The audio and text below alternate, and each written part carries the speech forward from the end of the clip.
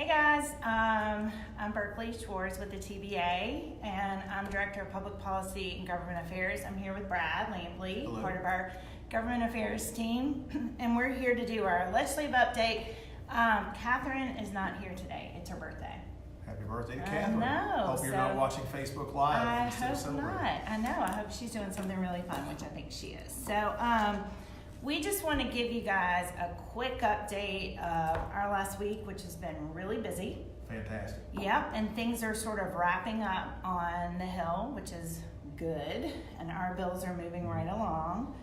And then we'll go into sort of what to expect. So do you want to launch into some of that? Yeah, I mean, what a week. Yeah, I mean, it's there are a lot of weeks in the General Assembly where you kind of go home and lick your wounds and hope to live to fight again another day, but that's not been a week for us at the Bar Association. It has been a terrific week. We had, two bills on the Senate floor on Monday night, both of which passed. One was on the consent calendar. That was the subject matter jurisdiction bill relative to juvenile courts. And so that bill is now moving on to Governor Leak. It's already passed the House. That was sponsored by Senator Todd Gardenhire, as was the other one, which was it's our the omnibus. the omnibus, of course, the trust omnibus bill that we had once again this year. And anytime you can, I know he's becoming a celebrity on these broadcasts. Whenever you can drop Al Secor's name, it helps out a lot. And I don't think he's on Facebook. I'm quite certain that he's not, but that's okay. Maybe his partners can tell him about it. But I'll anyway, send it to him. but that bill passed 30-0, if memory serves, on the Senate floor. It was not on the consent calendar because it had been amended. So there's your little civics lesson for today. But now that bill is ready to go on the Senate side. It's already passed. It will be on the House floor, we think, perhaps as early as next week, sponsored by freshman Representative Johnny Garrett out of Goodlettsville, a law partner here at the Bone McAllister firm. So he's been a great help for TBA this year. So that's where we are on the two bills in the Senate. And as I mentioned, on that side, you have another two bills that are headed to the House floor this week that Representative Garrett, Vice Chairman Garrett, got through the full House Judiciary Committee. Obviously, one of those was the one we just talked about, the probate omnibus bill, and dealing with a lot of trust issues. And then the other one on that note was the service of process bill, which was, seems to be a pretty innocuous bill, but yet at the same time we've had to work through some challenges on that bill. But that bill has already passed in the Senate and is now headed to the House floor, maybe as soon as next week. Yeah, I know. So we're very glad to see these bills moving because the House Judiciary subcommittees have already all had their final calendars this week. That's right. And then they put in the notice that next week, House Judiciary Committee, that will be their final meeting. That'll be it. They're going to meet on Tuesday and Wednesday both. And then you can expect that the Senate Judiciary Committee will probably shut down the following week. And that brings up, I think, it segues nicely to our next point, which is really the pace that this year's session's going at. Early on in the session, it looked a little bit like, leadership was saying we're going to target May 1st as our adjournment date, and a lot of the lobbyists and followers of the General Assembly in general just sort of roll their eyes at that. So, that means maybe Memorial Day. That's not true. I mean, this group, especially with the new House leadership, Glenn Cassida, TBA member William Lamberth, who's the House Majority Leader, they have really worked at a yeoman's-like pace this year.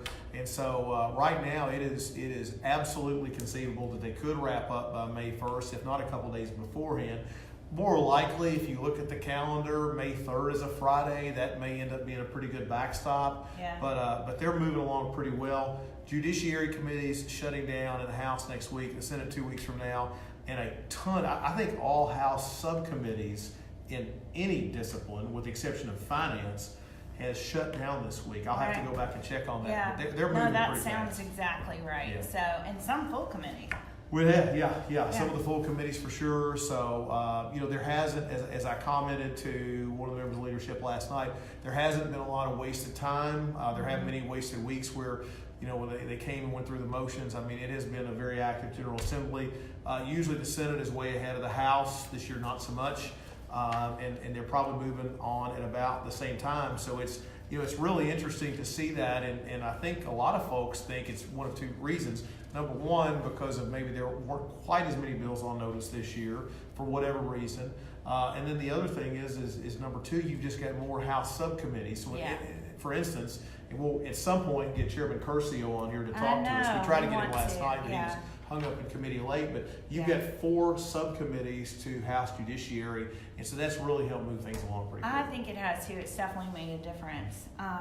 We also had a good week, by the way, with some of the bills, the bad bills. I know you want to talk about that. Bad bills, I know. Yeah, I mean, which is a big part of our job, as we've told you before. So one of the bills that we were really concerned about was the SB 1404, and the bill about, it was a caption bill that was amended to provide for joint custody in all cases that go before a judge, in divorce cases. And it sounds innocent enough, but all of our family law lawyers were really concerned because the language that was being used in the amendment is not language that's used in the statute already.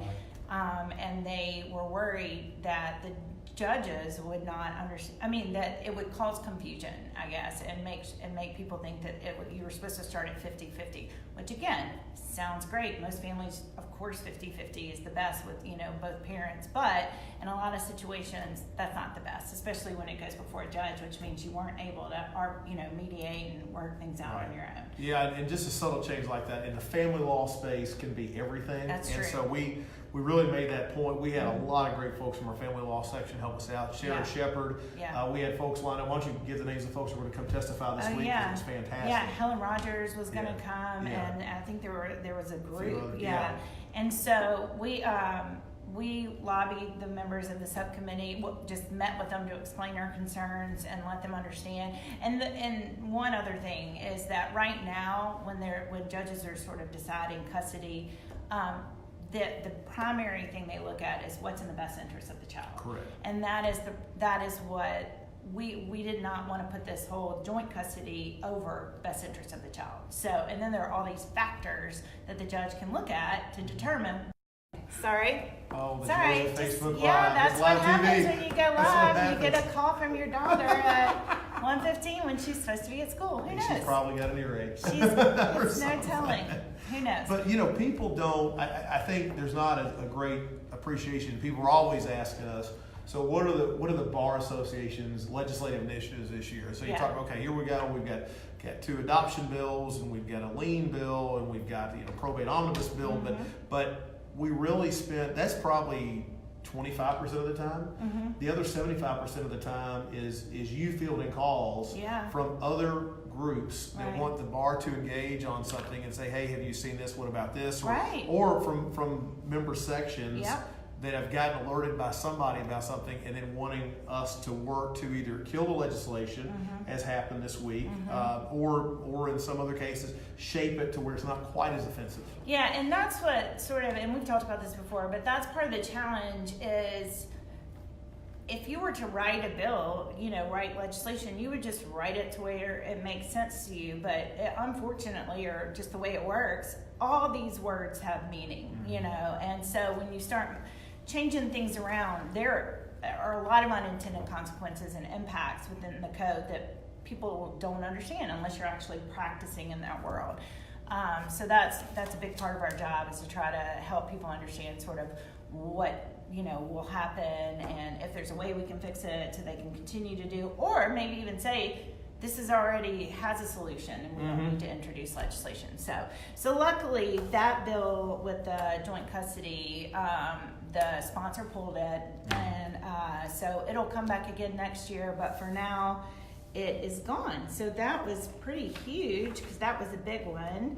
And then we have, several other bills. One other one that's outstanding that I don't know if I've mentioned to you guys before, but it's the HB 1257.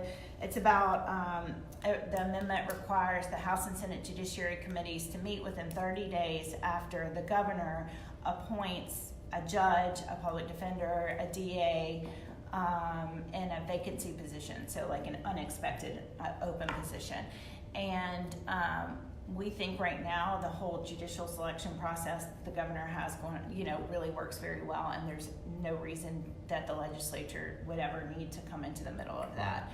And so we opposed that bill. I know that trial judges have been concerned and some others. So we're working on that bill. And then, so few things left out there that, are still sort of going on. But, within a couple of weeks, we should know exactly where things are, because that brings us to the budget, which is one of the last things that the legislature has to do. No, that's right. And just one more note on that bill, the judicial officers bill.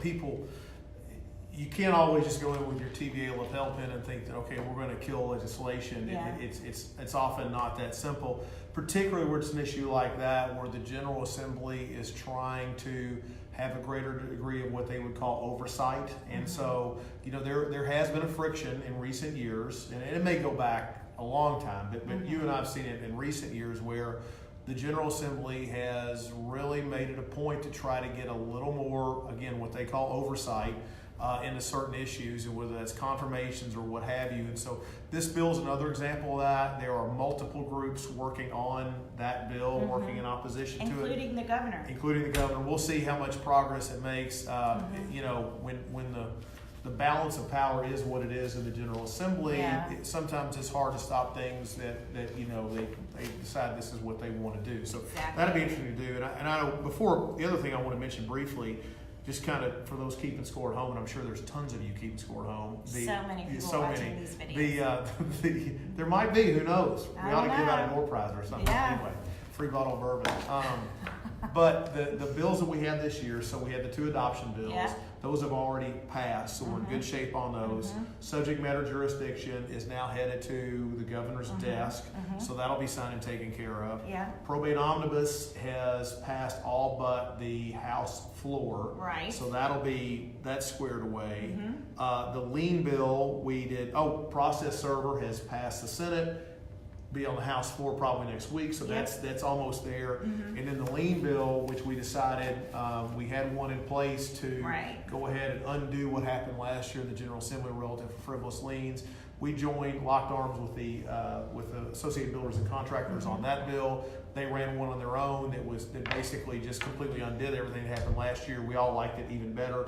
That bill has passed now. So right now, knock on wood, but we're batting 1,000 so far, and things are looking pretty good. So it's been a great session for us so far. Yeah, so far so good. But I'll talk about the budget, because what happens now is we're heading into the second week in April. I can't believe it's already second week in April. I know.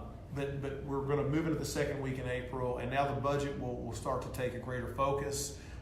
This is all very planned and orchestrated, but what the General Assembly would like to do, those of you that remember your con law classes, the Tennessee part, prepping for the bar, you remember that the Constitution, A, is hard to amend, but B, it has certain requirements for the General Assembly. One of them is, really the only one, is that they've got to pass a balanced budget every year.